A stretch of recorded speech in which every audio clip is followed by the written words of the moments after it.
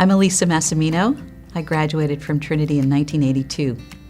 I was a double major in philosophy and sociology. So I work as the president and CEO of Human Rights First. We're an advocacy and action organization. My professors here at Trinity strongly encouraged me to go to graduate school in philosophy. So I went off to do that and really got immersed in that, got a master's in philosophy, and then went on to law school.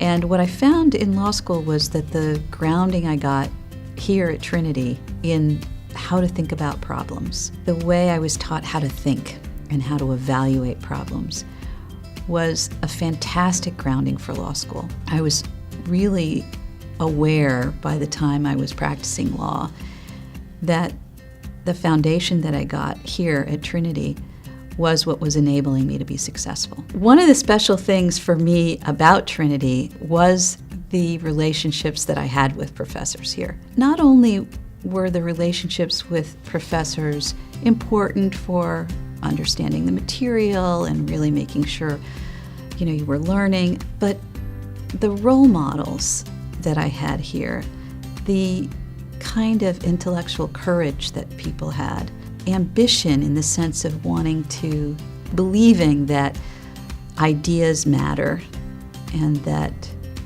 ideas can change the world. One of the things I think is most important is the interest and value put on engagement with students by the faculty. That can really be life-changing. And as I look back on my own life, I think about those moments that really were turning points for me. You don't have to look very deep to find that there was a pivotal person involved in those moments. I think, at least this was true for me, when you're a college student, it's a period of time when you're very focused on yourself. You're kind of becoming. When I graduated, I was invited to go on a trip with a Trinity professor and a bunch of Trinity students to the Soviet Union, to travel across the Soviet Union. It was focused primarily on art and culture. So I went on this trip right after graduation, mostly for the purpose of seeing this fantastic art that I had only read about or seen in the pages of textbooks. What I ended up seeing was the incredibly harsh oppression of the Soviet regime. That had a big impact on me. That was really because of what I experienced here at Trinity, and this trip was a turning point for me in my life. It's when I kind of pivoted from a focus on ideas and my own personal development to what was happening in the wider world. When I first started with Human Rights First, I was a staff attorney working on the asylum cases of refugees.